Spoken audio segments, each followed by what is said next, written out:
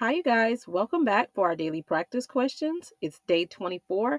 And as always, I like to first get into my introduction and disclaimer before getting started with our questions for today. So, for those of you who are familiar with me, hey, y'all. For those of you who are new here, welcome, welcome, welcome. I am Dr. Brittany Weinstock. I am a family nurse practitioner, and I am the founder and CEO of the Nursing Studio. I provide resources, tools, review courses, review videos, review books, digital flashcards, Q banks, one-on-one sessions, and more to assist nurses as well as nurse practitioners with success on their boards as well as in practice. I've been doing this since 2015, assisting nurses and nurse practitioners internationally with exam success. Now, y'all know my disclaimer and reminder is that we know there's no absolutes in medicine. We treat on a patient by patient basis, and any of the questions that you see here, I have designed and created based on the current guidelines that are being tested on the ANCC as well as AAMP exam. Now, any of my videos where I'm teaching on things that we currently do in practice, I will always say that so there's no confusion. So, with that being said, let's get into question number 1 for today. All right, question number 1 states a 60-year-old patient is diagnosed with stage 1, the mild stage of COPD. The patient has a history of smoking and reports occasional shortness of breath with physical activity, but no significant impact on daily life. What is the most appropriate initial treatment for this patient? Is it A, LABA and inhaled corticosteroid combination therapy? Is it B, a short-acting beta agonist as needed for symptom relief? C, a LAMA? Or D, oxygen therapy to prevent hypoxia? Tell me what you think. All right, so y'all know I always recommend reading the stem of the question first because it allows you to slow down to ensure you're answering what is being asked of you, okay? So here the stem of the question states, what is the most appropriate initial treatment for this patient? Y'all know what I always tell you. If they're looking for the treatment, you need to run it back and see if they provided you with a diagnosis. If the diagnosis has not been provided, you got to run it back a step further and look at those assessment findings so that you can determine a diagnosis, right? Because you got to know what it is to be able to treat it. But here, it provides and lets you know that this patient has stage 1 COPD. Remember your 4 gold stages that we talked about. This is the mild stage, stage 1. So, what is the appropriate initial treatment for stage 1? And your best answer is B. You want to make sure you have that short acting rescue style on board. And that goes for COPD and asthma, but a SABA as needed for symptom relief. Okay. Question number 2. A 65-year-old patient with stage 2 moderate COPD has persistent symptoms of shortness of breath with exertion and a chronic cough despite using a SABA as needed. What is the next most appropriate treatment step? Is it A, add a LABA to the treatment regimen? B, initiate a 5-day course of oral corticosteroids? C, start long-term oxygen therapy? Or D, add a leukotriene receptor antagonist? Take a moment and tell me what you got in the comments, y'all. All right, so stemming the question here states, what is the next most appropriate treatment step, right? All right, so now we're talking about stage 2, the moderate stage of COPD. The patient's already on a SABA PRN, so what is the next most appropriate step?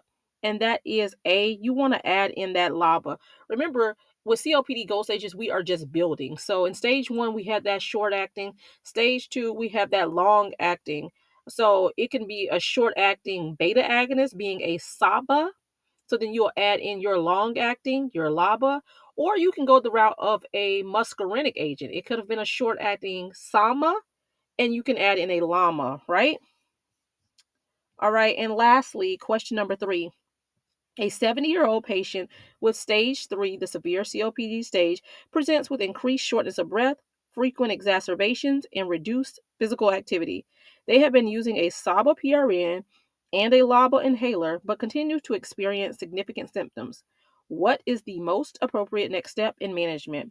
Is it A, add an inhaled corticosteroid to the treatment regimen? B, increase the dose of the LABA? C, initiate oral corticosteroids for 10 days? Or D, begin long-term oxygen therapy? Take a moment to tell me what you got in the comments. Tell me what you got, you guys. All right, so here, similar question states, what is the most appropriate next step in management? So, all right, y'all, now we're in stage 3, the severe stage of COPD.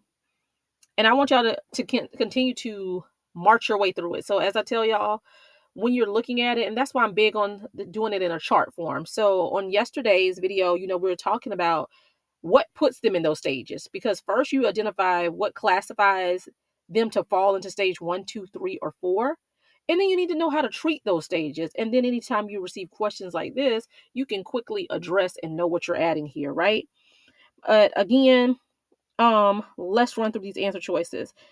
So are we adding A, an inhaled corticosteroid? Are we going B, increasing the dose of a LABA? Are we C, initiating oral corticosteroids for 10 days? Or D, are you beginning a long-term oxygen therapy? So in the stage 3 severe stage, this patient is already on their short-acting and their long-acting. And remember, I tell y'all to think of it, my Brittany's Brilliance, I say ICS is 3 letters, and we are in stage 3. So that's when we add in our ICS, right? So A would be your best answer. All right, you guys, I hope you found this helpful. Another sidebar that I like to tell you guys, because you can tell how we're working through it. Now you should know like how we use, what's the gold standard diagnostic for COPD, thinking about the stages, and how to put them into each stage and what classifies them and qualifies them for each stage. Again, put it in a chart format. That's the way I display it in my book and in our courses, just because it makes it easier to look at and to kind of quickly review and build. After that, making sure you know what treatment falls into that. But the additional sidebar, because we went through the treatments, but you see, it was more so focused on the drug class in that group. Now I want you to take it a step further and know what drugs fall into that drug class. So if I say a SABA, I need you to know that albuterol is a SABA. If I say LABA, I want you to know that salmeterol is a LABA. You know what I mean? So take the steps to know those medications so that however the questions are presented to you on boards, you can pivot and shift. So that's what I'm big on, even when I'm doing these review and one-on-one sessions with you. And I tell you, if you've been unsuccessful before, the reason that I'm so good with filling those gaps for you is because I can identify how you did not study effectively. You study, and it's common what we do. We look at it and we say, all right, because it's busy, right? It's a lot of stuff to the COPD and the asthma management and treatment. So we look at it and we're like, all right, spirometry. Okay, the FEV1 is this. Okay, I know we need to add this. And then once you get that down, you feel like you've learned it all. But then you get on the exam and then they use the drug name instead of the drug class. And now you've missed a point or two here because of that. So when I say make sure you study in all aspects, this is what I'm talking about, so that you're not leaving anything open for them to trip you up on the exam, okay? But as always, I hope you found this helpful. Be sure to like, comment, subscribe, and share with whomever you may think may find this beneficial as well. But y'all know what to do. Y'all make sure y'all meet me back here. And if you need any of the resources that I do offer, feel free to reach out to the nursing studio by giving us a call at 803 400 6864. You can also shoot a text message to this number or shoot us an email to the nursing studio, the number 1 at gmail.com. Everything that I offer is linked in the bio of this channel, including my website. But as always, if you're looking to book any of my one-on-one sessions, if you are currently in school and needing tutoring, or if you're looking to book any of my custom packages or plans, I always say either call, text, or email, because I prefer to speak with you first to gauge what you truly need to make sure you're booking the appropriate session type, okay? All right, y'all. Y'all know what to do. Y'all make sure y'all meet me back here. Happy studying. Bye, y'all.